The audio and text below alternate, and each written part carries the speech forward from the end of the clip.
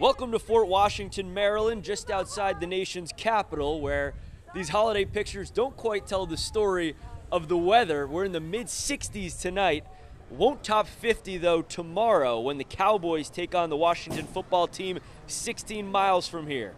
And welcome into Free For All. I'm Jeff Kolb. This is a game nobody had circled on the schedule just a month ago when the Cowboys were 6-2 and Washington was just 2-6. Well, boy, has that gap shrunk. Dallas now 8-4, Washington 6-6. Not only is the division lead down to just 2 games, but now Washington gets 2 cracks at Dallas over the next 3 weekends. Now, are there questions about this Cowboys team heading into this game? Yeah, there are.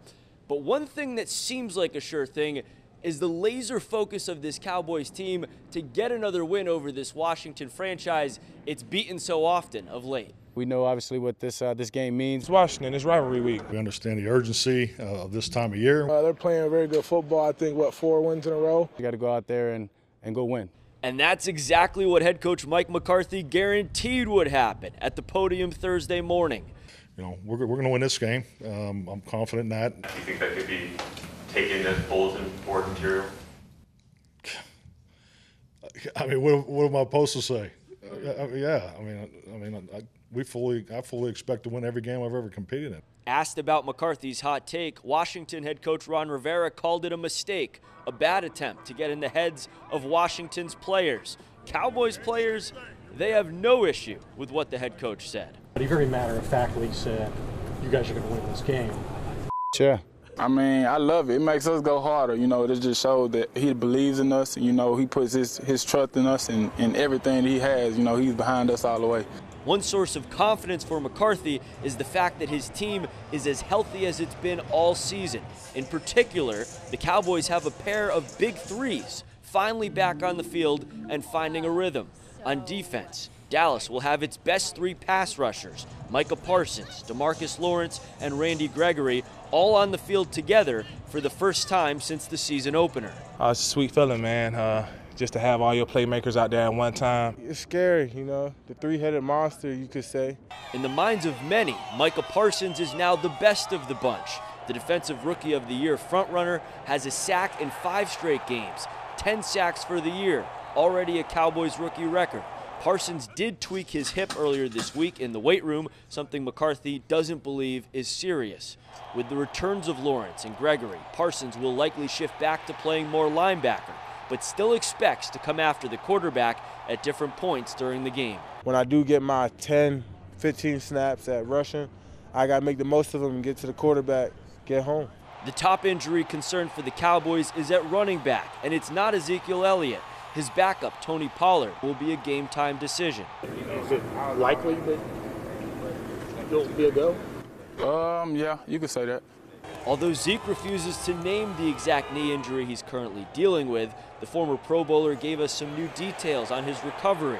That an MRI showed progress, that playing won't make the specific injury worse, that he should be past this injury in 3 to 4 weeks, and that the camp of people hoping to see him rest on the bench for a game or 2 can keep dreaming. I take a lot of pride being out there. You're going to have to drag me off of the field. You're going to have to drag me off of it. The other big 3 getting back together, Dallas's dynamic receivers, CeeDee Lamb, Amari Cooper, and Michael Gallup.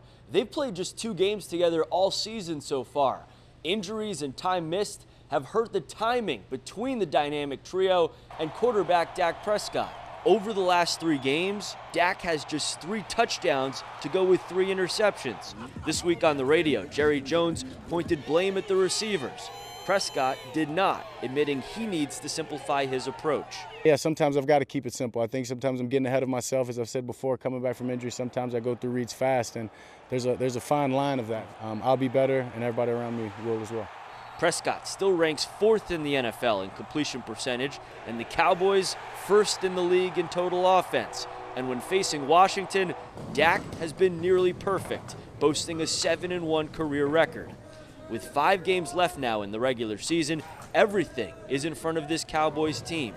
A shot at earning the #1 seed in the NFC, the threat of letting the division slip away, making this business trip as important as any the Cowboys have gone on in 2021. We got high hopes of a playoff run and making it to that Super Bowl, and we can't let nobody step in our way and take those away from us. The Cowboys are more than a 4-point road favorite, and Washington clearly doesn't have the talent that Dallas does. But the football team has shown it can beat teams with better rosters already this year, scoring wins over the Raiders and the defending Super Bowl champion Buccaneers, both teams that have already beaten these Dallas Cowboys. And oh, by the way, technically, the Cowboys have never beaten the Washington football team before. 0-2 against Washington since Washington dropped the old name. Granted, Dak Prescott didn't play in either of those games.